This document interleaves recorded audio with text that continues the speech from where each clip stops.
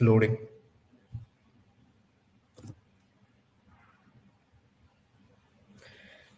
Hey, hi everyone. Good morning, good afternoon, good evening from wherever you are joining us today. We are going to discuss one of the most daunting and most talked around concepts of DI, which is two-part analysis. Many of us would have struggled with TPA. It would have been our nemesis while we would have been preparing. Either it's with the lengthy argument and premise we are dealt with, or the combinations of different options when we are trying to resolve what is being asked. So today we have with us joining us back Chiranjeev Singh, another GMAT expert, also popularly known as CJ, who is going to help us answer a few of our questions and strategies around how to tackle or better manage our time in while solving TPA. And we are keeping this session open with as many questions as we could answer. So keep on posting your questions in the chat and we'll try to get as many of them answered. With that, I will hand it over to you, CJ. Help us give us some idea around how do we tackle this beast which has been kind of troubling so many test takers from so long. Great. Thank you, Harsh. Great to be here. Good morning, good evening, everyone. So I'll start with a couple of questions. As I was researching, as I was thinking about what to talk about while talking about this talk, with this topic of two-part analysis in this webinar.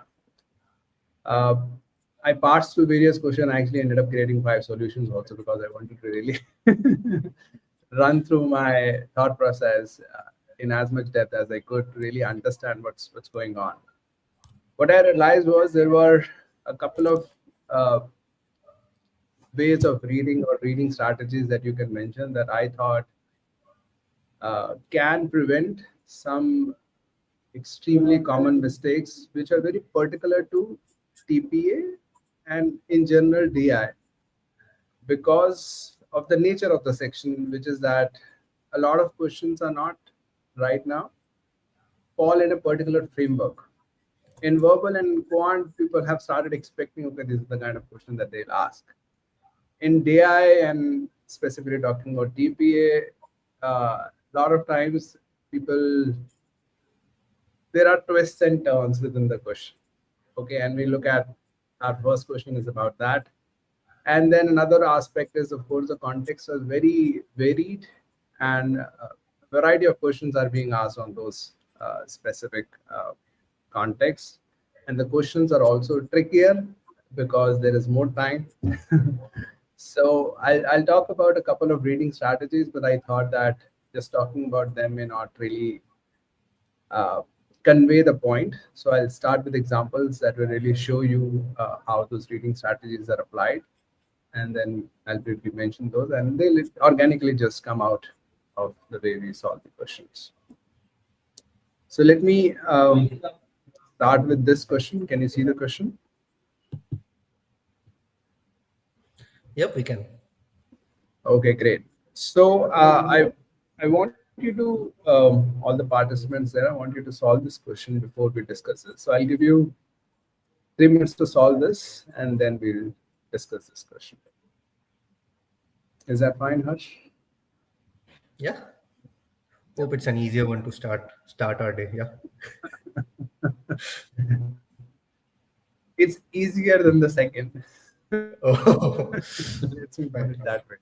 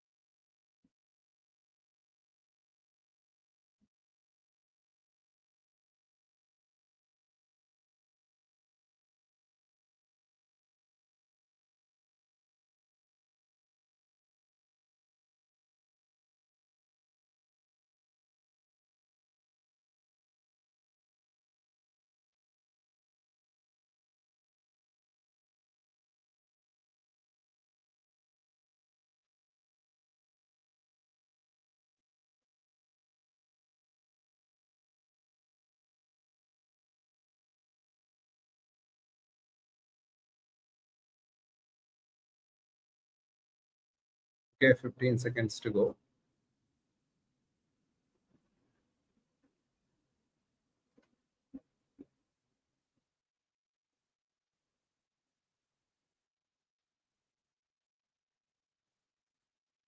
Okay, let's discuss this.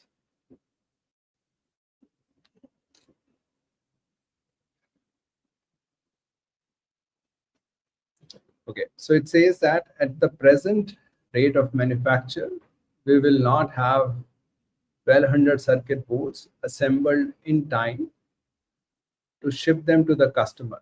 So it's talking about the present rate. So essentially, present rate is not enough. So we need to increase the rate to meet the deadline.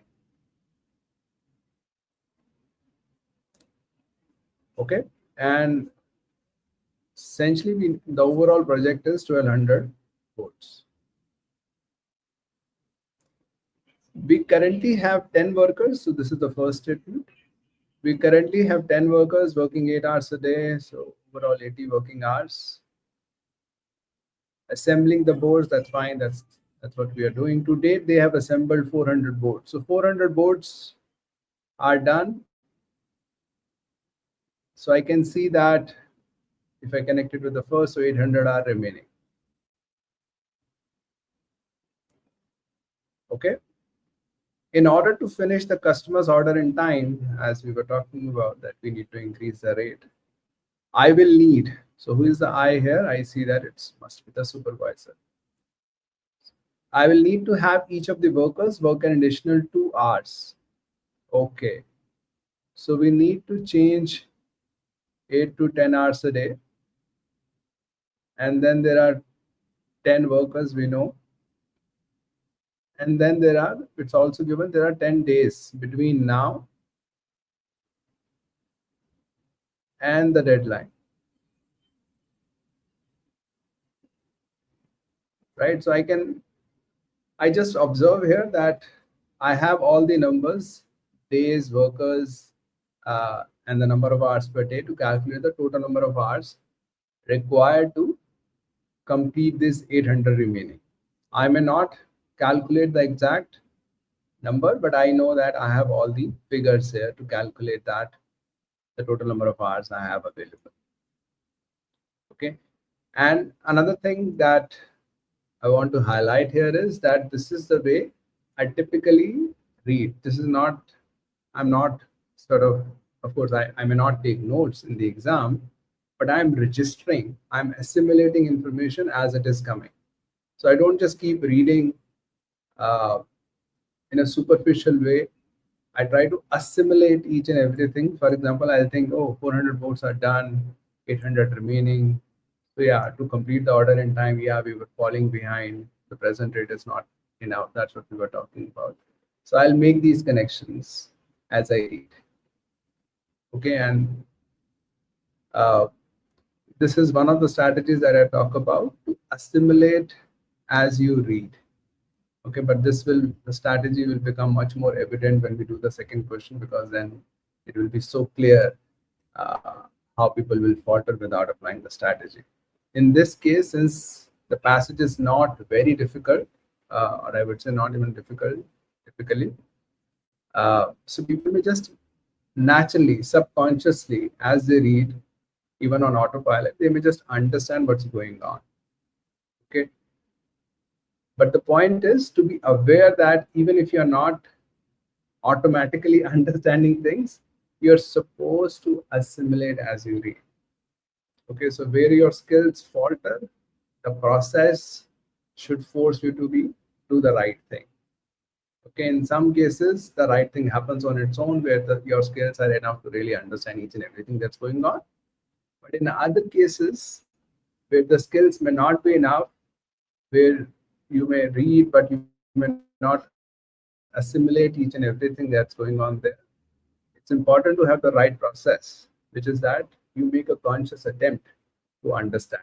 You take additional pause, you really pay attention, understand, and then that's where the process comes in. Okay, but this is what the passage is. And then it says, one can determine the hourly rate at which each worker assembled circuit boards Okay, so it's now talking about calculating the hourly rate of assembling the boards. Okay.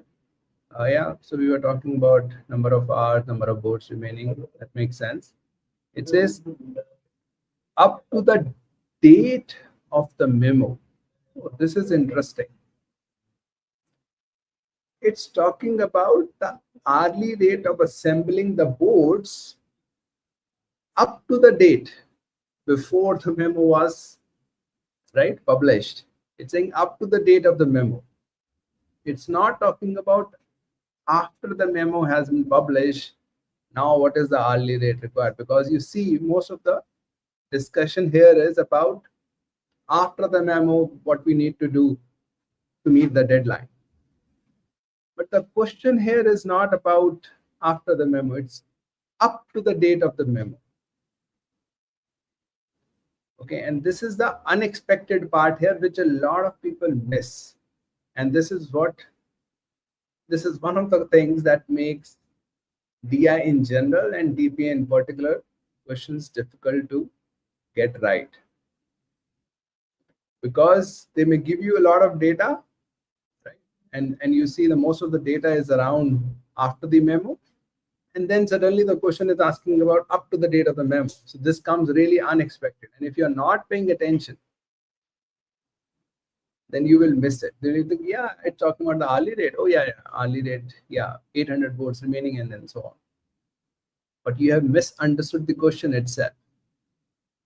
Okay, and this is one of the key reading strategies or reading ideas that I wanted to deliver in this session, that spot the unexpected. Keep looking for the unexpected as you read.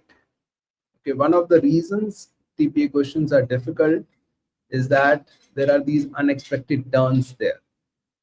Okay, in verbal and quant, somehow the questions have become standardized over a period of time. So people just know, okay, this is a standard question, this is a weak question, or in quant also they know, okay, I'm supposed to calculate this and all that. But in DPA questions, you see here, and this is a 55% hard, so it's a hard question, or on the boundary of medium to hard, but on the hard side. But if once I answer the question, you will see the question is pretty straightforward if you understand the question well. But understanding it is hard because of this twist, and there is another twist here. Okay, so we are talking about the hourly rate up to the date of the memo. Oh, so up to the date, we know 400 boards are done, and we know 10 workers working 8 hours a day. And this is something that I'll do. I realize that it's talking about the hourly rate of assembly up to the date. So even though I've not read the entire question, I'll see, okay, what all pieces of information do I have? Okay, 400 boards and 10 workers working 8 hours a day. That is all I have. Okay. So we can calculate that by dividing some circuit boards. So yeah, so this should, I look at the options here and see, yeah, so the number of circuit boards, that's how you calculate hourly rate, right? Hourly rate, I will just make it clear in my mind, I'm just writing it out, is the number of circuit boards divided by the total number of hours, right? And the total number of hours will be number of hours per day into number of days into number of workers, right? So for example, let's take an example just to understand this formula, right? So if there are, every worker is working 8 hours a day and they're working for 5 days, and let's say there are 2 workers, so overall they have worked for these many hours, 8 hours a day, so every worker 16 hours a day into 5 days, so 80 hours overall they have worked, right? And I will be doing all this thinking as I'm reading. I'll not park all this thinking till the end. When I've read the entire question, there is already a lot to pay attention to. And then I think, okay, what's going on? This is an important part that I assimilate as I read. Again, I would like to emphasize that this assimilation may happen for, let's say, easy or medium questions automatically, depending upon your skills. But as the questions become harder, if you don't consciously make the attempt to assimilate as you go, it may happen that you read the entire thing and you're not assimilated, and then you try to assimilate all of it in one go. And that's where you mess up. And that's what makes these questions hard. Okay. So I see, okay, it's talking about by dividing this, yeah, the number of boards. So how many boards I have done? 400 boards are done. Okay, I see. So the first blank should be 400 by the product of, yeah, so it should be the product of these three things: worker hours and the number of days. Oh, so they have kept this separate and they have combined worker hours together, right? So let me use a different colored pen just to. So what we are looking for is the product of these two in the second blank. It's talking about the product of worker hours, so hours and number of workers, and the number of days separately. Oh yeah, if you multiply all three, you get the total number of hours, which is how you calculate hourly rate. So overall, it makes sense. But in the second blank, they are not looking for a product of all three. That is important. And this is also where it becomes unexpected. If you are reading it typically in a quant question, you would expect, yeah, it's a product of all three, the total number of hours.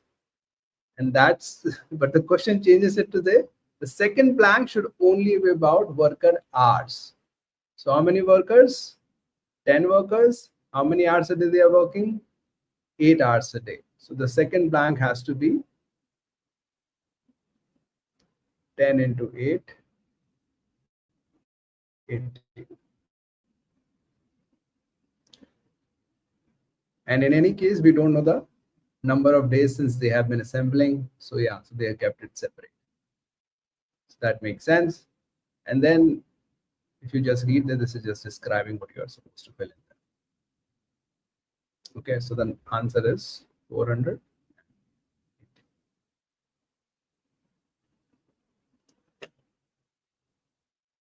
Any questions, any doubts? Can we take up any questions here, Harsh, or with respect Yeah, to we this can. one? If anyone has any questions, we can take them up. Yeah. Yeah, if any question quickly, we can take it up. Otherwise, we can go on to the second question. And Harsh, I can't see the comments because I'm sharing this tab. So let me know if there are any. Yeah, no worries. I will let you know if anything comes up. Yeah.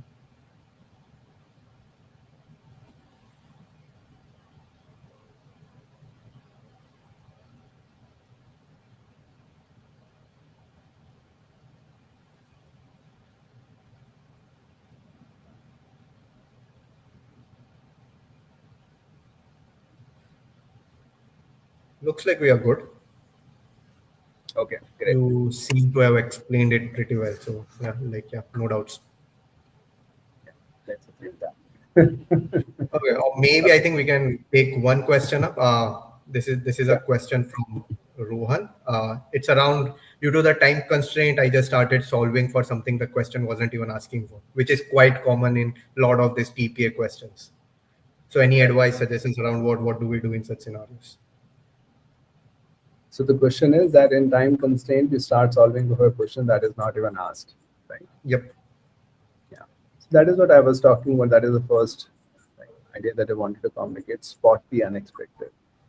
That a lot of times what makes these questions hard is not really the content or the calculations or the kind of logic. It's simply that what they're asking is unexpected. Okay, no, you're not even expected. It doesn't even fall into typical frameworks. Okay, so they'll keep talking about X, they'll briefly mention Y, and the question could be about Y. And then you're like, and then you just keep solving for X. And then you mark also X without realizing the question was about Y. Okay. Uh, Now, how to avoid it? It's it's simply that as you read, of course, when you're reading any piece of text, you start forming ideas what could be asked or what could come. This is a natural byproduct of your paying attention to what's going on.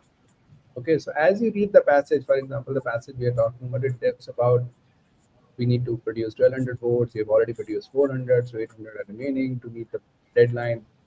I need to do all these things, right? Two additional 2 hours, 10 workers, and all that. So you're thinking about, okay, this is what we are going to do in the future. But the question suddenly is about the past. You may be expecting the question to be about the future. So how do we avoid that mistake? Is to constantly be lookout for the unexpected. So as I'm reading it, hourly rate makes sense, assembled circuit board up to the date. Okay. So then you take a pause. If everything is in line with your expectations, then you can be on autopilot. You can keep reading fast and still be able to do your job. But then you have to constantly look for anything unexpected. So, for example, in this case, up to the date or even the product of these two. Oh, product of these two? I was expecting three elements to the product. Never not, and the blank is just about one part of it. So there you have to really slow down and pay attention. That is the only way that you constantly look for the unexpected, and then once you find the unexpected, you really understand it, and then only move on. It may take additional time, but there is no way out. Yeah, true. So we have one more question from Priyank. It's around when he goes through the huge content. Sometimes like you can easily misread what the question is asking. So will taking notes help in such scenarios? Would you recommend a practice like that?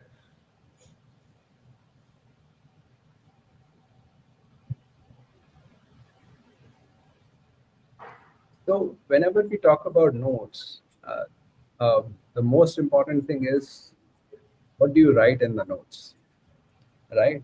So if I'm taking, if typically these questions are not hard, but somehow these, what makes these questions hard? One of the element is the unexpected part. So you can take down that part that okay, this is I'm most likely to forget when I'm solving the question. So you take that note instead of taking notes wrong. Then you may become phobic of these, and then you may start thinking, oh, let's start taking a lot of notes here so that I don't get anything wrong.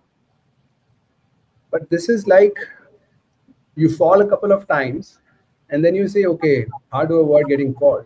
How do I avoid getting fall? Right. So, and then you see, oh, I need to start walking slowly.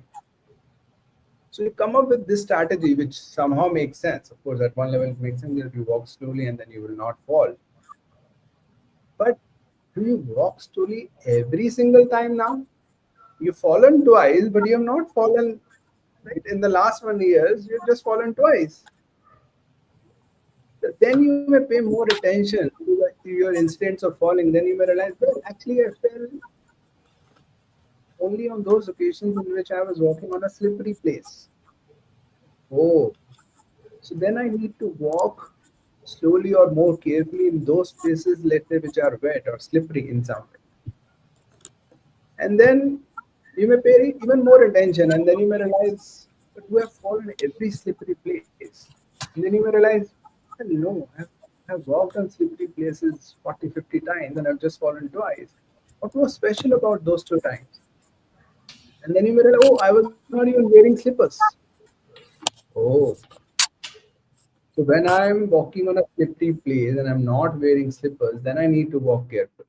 And then you realize this happened just 10 times and you fell twice. So 20% falling rate. So now it makes sense to follow this. On the contrary, your initial takeaway was extremely generic that I need to walk slowly for the entire year, thousands of times. So you're slowing yourself down thousands of times just to not fall a couple of times. It might have been better to fall a couple of times and walk at your usual pace thousands of times, right? So your takeaway has to be specific in a way that addresses the problem. Okay. So now when you get TPA questions wrong, why are you getting TPA questions wrong? You need to analyze that. And if it turns out that this is one of the key reasons that you end up constantly solving the wrong questions, and then you realize, why am I solving the wrong question? What did I misread? And then I think that one of the observations you may have is, oh, it's going somewhere unexpected. So you may take notes only on the unexpected parts, not on every other part of the question. Yeah, completely agreed. Yeah. Done. Any more questions? Nope, we are good. Yeah. Okay, great. So we'll do this question, and this is a very hard question, but this will really, I think, help us understand the key reading strategy that I want to share for solving tough TPA questions as is the topic of this webinar. So I think this will help us understand how that process can help. So I'll give you 4 minutes to solve this question. So take your time, and then I'll discuss this and I'll follow the reading strategy that I wanted to share.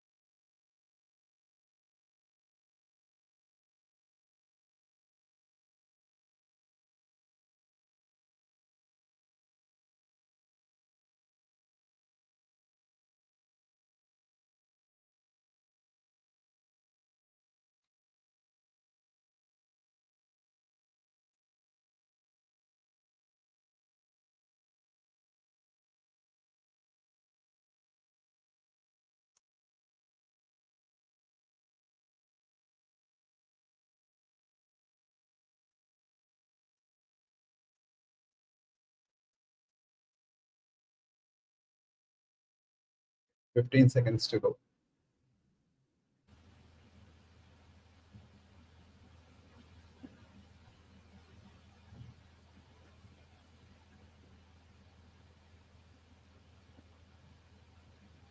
Okay, let's talk about it.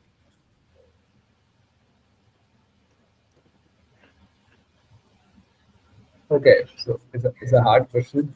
And in this case, the hardness, the difficulty of the question is primarily arising out of the difficulty in just comprehending the text. And the text is difficult, so naturally people will find it difficult to understand it. But then, as I said, there are always two parts to solve a problem. One is the skill part, the raw horsepower you have. Okay, and then the other is the technique or the process part, how you read. Okay, both of these contributes. A lot of people I see succeed because of their skills and despite their process. Okay, what I want to communicate here is the process of reading, how you can also use processes to improve your comprehension and thus increase your score. Okay, so let's start. And by the way I'm explaining is the way I read. Okay, and it has taken me time to really understand how I read, and then over a period of time, I realized that this is how other high schoolers also read, even though they may be doing it very subconsciously, so they may not be even aware. This is how they're processing information. Okay, so it says the end of the Triassic. So I know some journalist is writing it, and it says the end of the Triassic. Triassic, I don't know the term, and it says it's a geologic period. So we are talking about some time period that extended from about 250 million years ago to 200 million years ago. Okay, so we are talking about past. We are right now at now 2025. Okay, and we are talking about 250 million years ago. So let's say this is 250 million years ago, and this is 200 million years ago, right? So in the timeline, it will be the old, the older is the 250 million years ago, and then 200 million years ago. So we are talking about this 50 million years. Okay, now for some of you who are generally familiar with these kind of texts, you may just understand it very intuitively. It will be just obvious to you, yeah, 50 million years those. But for those of you who may not be exactly aware to 50 to 200 what's going on here, it's very important that you take a pause to really understand. Okay, what I see is people who are familiar with certain contexts, they can understand things. People who are not familiar, they still keep reading at the same pace. So they never even develop familiarity. Okay. So for example, if history is my pain area, archaeology is my pain area, of course it's going to be hard for me to understand any passage from archaeology because the terms, the ideas that are being presented there are just so unfamiliar to me. They may not register.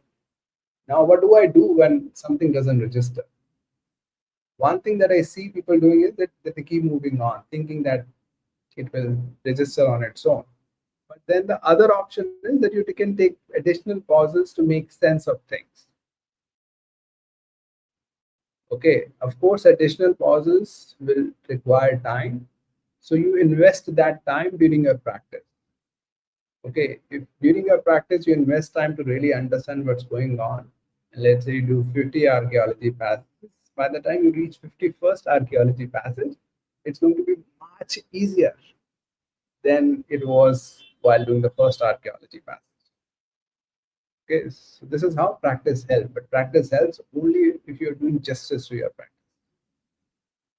Okay, so this period extended from 250 to 200, okay, makes sense, 50 million years, has traditionally been blamed. So when I read this, has traditionally been blamed, I realize that, okay, it's talking about a traditional idea.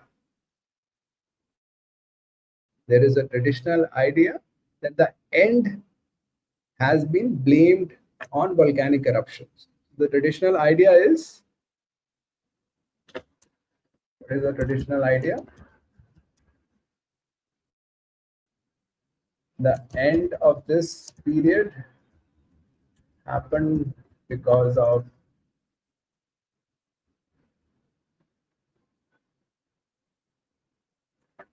volcanic eruption. This is the traditional. And as soon as I realize that it's talking about a traditional idea, I think I already start expecting that it may talk about the new idea, right? Because it's saying, oh, this is traditionally the case. Okay, so what's the current case then?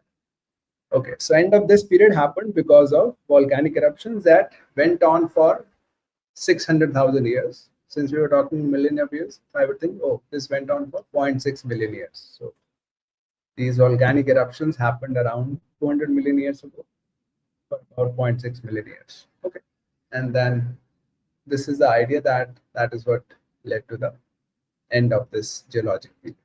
Okay, then I read, however. So when I read this, however, I know there is some contrast coming, some change in direction. And I was already expecting it because the first is presenting a traditional idea. So then I was expecting, oh, it would talk about some new idea. So this doesn't really come as a surprise to me. Okay, so however, a researcher has recently suggested, okay, some researchers has recently indicated something, that these eruptions, so this seems to be a new idea that these eruptions were only an indirect cause. Now, this is an interesting term, indirect cause. Frankly, this would make me also pause, and I'm saying this make me also pause because I'm a high scorer, so I wouldn't pause at a lot of places. But when I read this indirect cause, I would also take a pause. Indirect. Okay. These are only an indirect cause.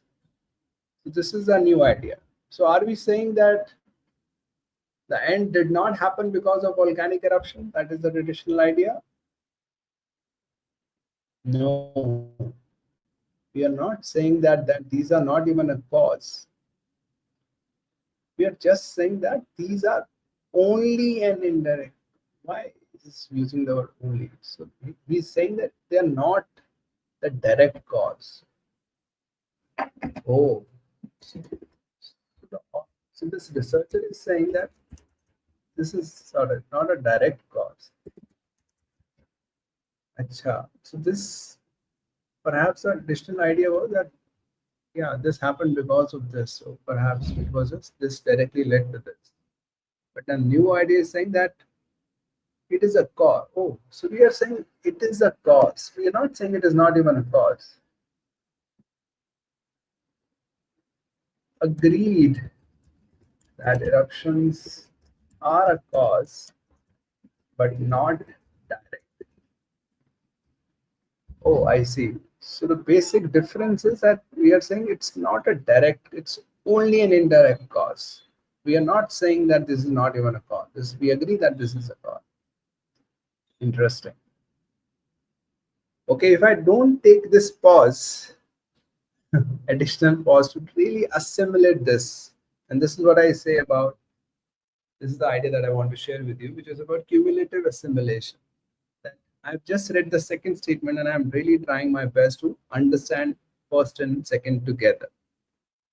Okay, and this is a very new thing, indirect cause. Typically I would think that, oh, the first would say this is the cause, and the second would say, well, new research is saying this is not even a cause. That's typical.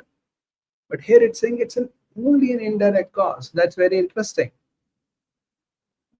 That's also interesting, and that's also something uncommon. So I would take that additional pause there.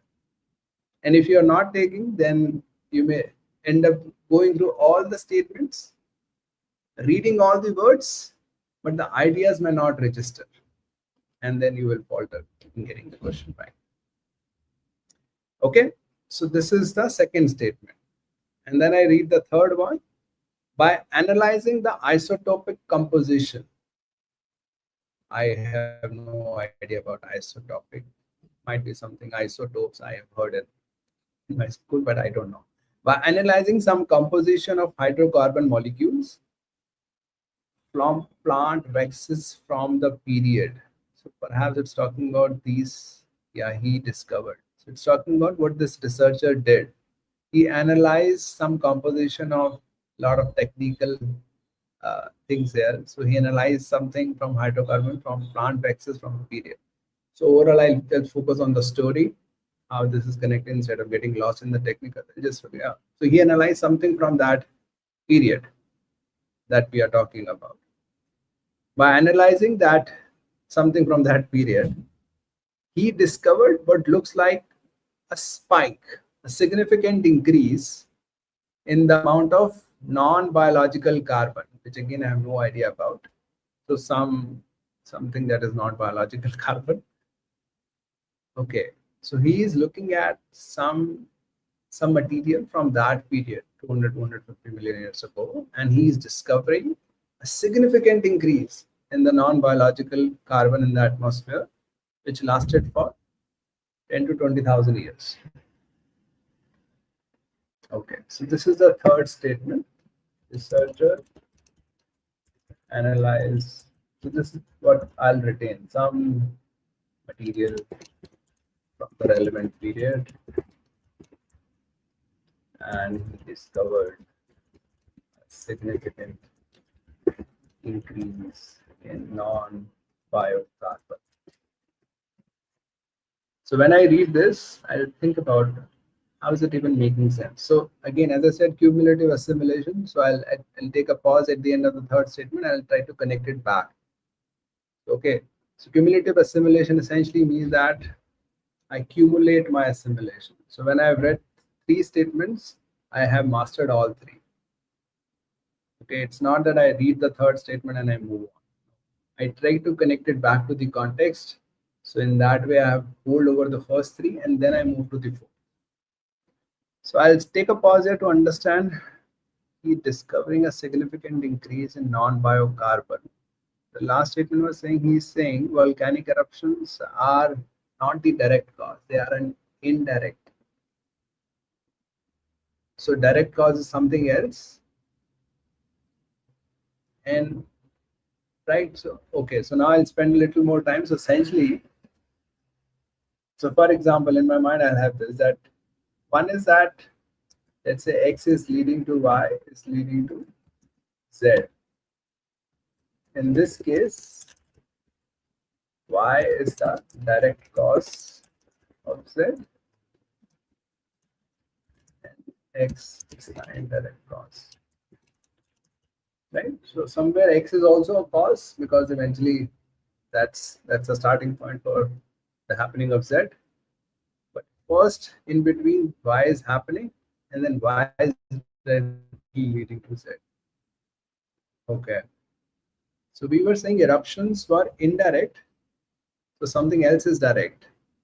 And now it's talking about significant increase in non-biocarbon. Yeah, so as I read this, so I start thinking that this non-biocarbon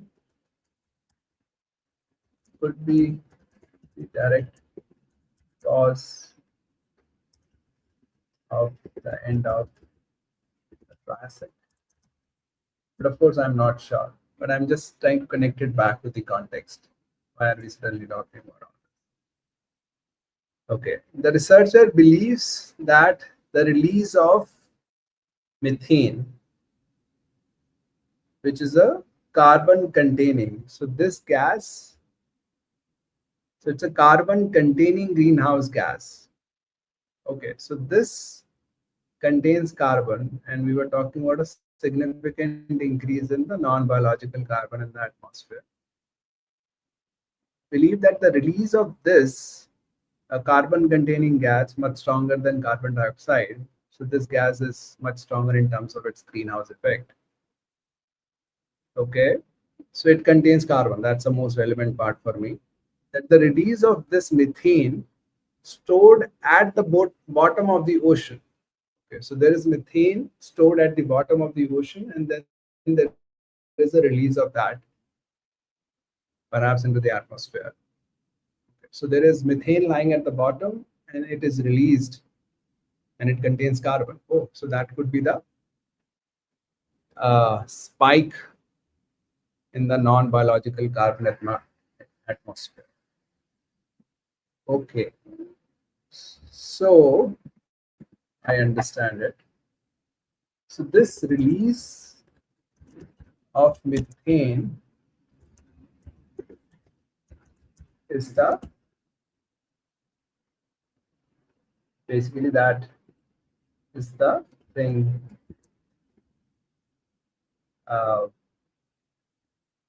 leading to the spike in the amount of non-biological carbon, which makes sense because this contains carbon. And this was initially stored at the bottom, then this was released. Oh, and this was the direct cause. Oh, I see. So the researcher is saying that the release of methane was a direct cause. Okay, I see. Yeah. So he's thinking that the release of methane, and he has already figured out that there was a spike in the non-biological carbon, which is indicating the presence of methane in the atmosphere. And he's saying that this release of methane as indicated by the spike is the direct cause, was the direct cause. Okay, the end of the trials. Okay, so this makes sense. So we have the direct cause here. So according to the author, what happened was, so there is a non, okay, so we have, so this is the direct cause, but then how is that eruptions an indirect cause? Volcanic eruption is an indirect cause and release of methane stored at the bottom. Oh, if I try to put these two together, I can see that perhaps what happened was volcanic eruptions in the oceans led to the release of methane from the bottom of the ocean.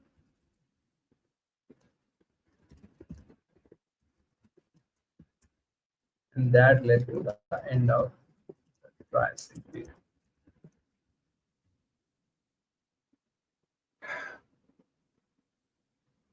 Okay, so this is also, by the way, this is how I read. Okay, of course, while explaining it in detail, I have taken a lot of time. Uh, but essentially, I typically go, not typically, this is the way I read, that I really try to understand each and everything that's going on. But as I said, it's not that I start thinking about what is isotope, what is isotopic, and all that. I focus on the story, but I try to understand the whole story before moving on. I don't keep parking the understanding of the story till the very end, because by the time you reach the end, a lot has happened, and then you may just get lost.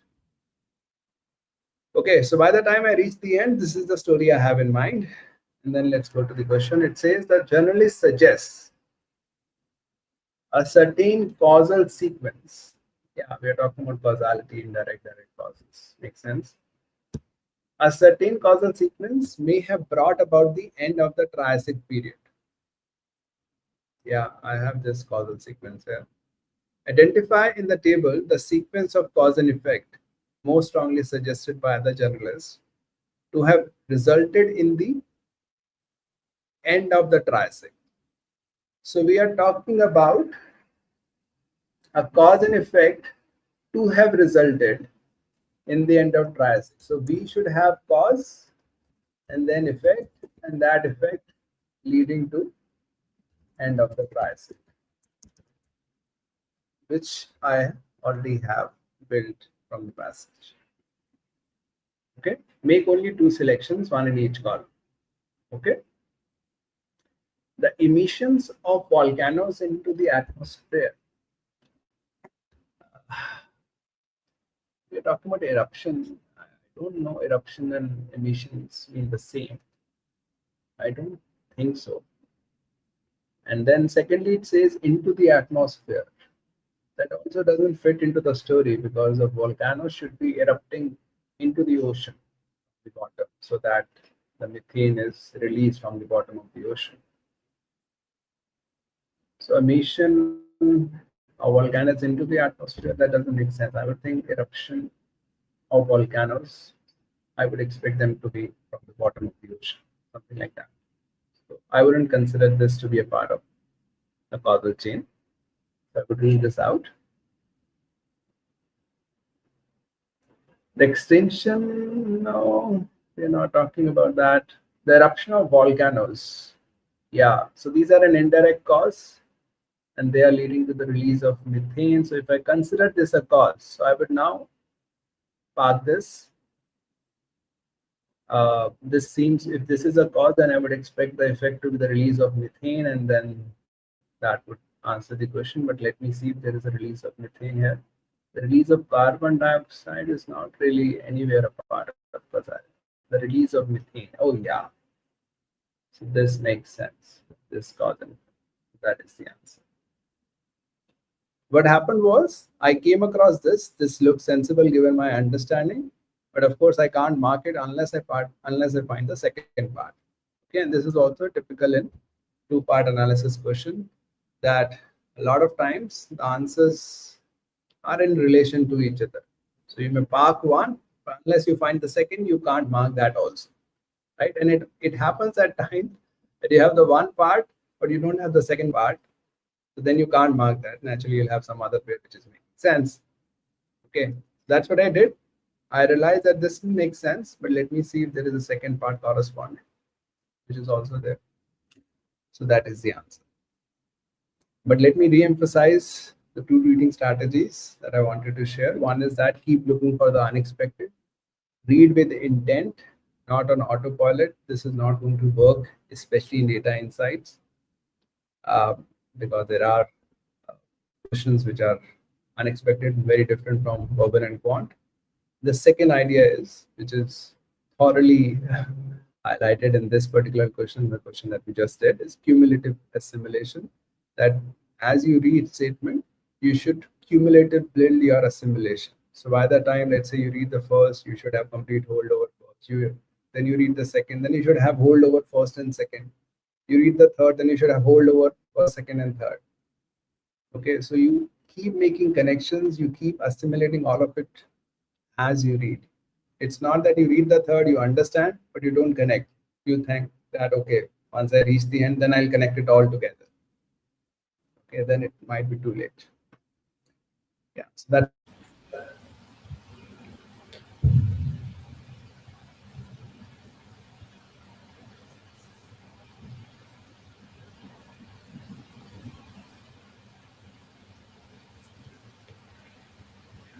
Yes, EJ. I think we lost him.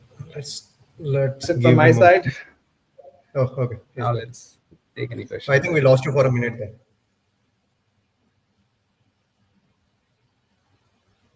Oh, okay. We lost him again, it seems. Were you losing me in between? Yeah, we lost you for a minute, but I think we can hear you now. So we are good. So we have one question on the second question which we discussed today. Like, how did we relate the volcanoes with methane? Like, they could have been kind of totally independent events. Was it the indirect cause which led us to kind of link those things up? Like, there was some substance linking those aspects. Like, yeah. Yeah, yeah. So you've already answered that on behalf of me. Thank you for that. Yes. So when I read the second statement, it's saying it's indirect cause. So as I said, I assimilated it and realized that it's not ruling it out as a cause. It's not saying that it's not even a cause. It's saying it's an indirect cause. So we are agreeing that it's a cause. We are just saying that there is some other direct cause. So essentially, it's building up a causal chain. That X leading to Y leading to Z. So we are just saying that if Z is the final thing, volcanic eruption is not Y, it is X. So that's when it talks about the release of methane. and it is a direct cause, then within the context of the passage, I relate that, oh, it's an indirect cause. So perhaps that is leading to this. You are right, it doesn't directly mention it, but the context indicates toward it. And that's what the question is, which of the following is strongly supported by the passage. It is not directly stated. This is how the context is better. Got it. I think we are running tight on time, but we will have like 5 more minutes. Any questions, any queries in general around TPA, we are happy to take them up. Maybe I can start with a tougher question for you, CJ.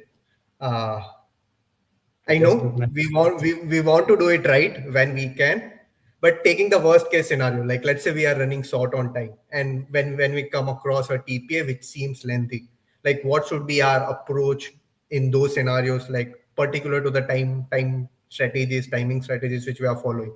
As soon as we read it, how much time should we spend? When should we guess, move on, or like come back later if the time permits?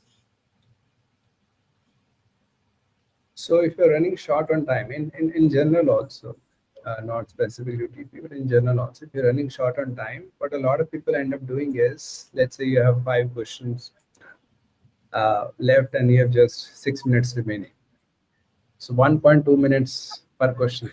So that's what that's what some people do. That okay, I'll spend about 1 minutes and some seconds on every question that I come. But that's a strategy that backfires much more often. Okay, what makes sense is, let's say you attempt 3 questions properly in those 6 minutes, and then you take calls and just quickly guess the remaining two. Now, which questions do you guess and which questions do you really attempt?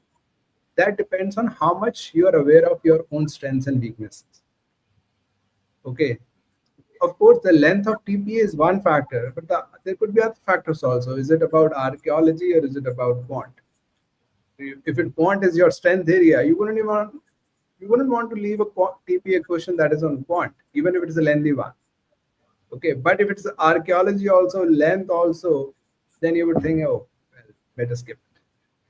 So it depends on how fine-tuned your awareness is. Okay, TPA is a broad question type, right? Of course, if you have not done any analysis, you may think that TPA is my weak area. But then if you dig deeper, you may realize there are specific kinds of TPAs with specific kind of question framing or specific subject area that particularly trouble you.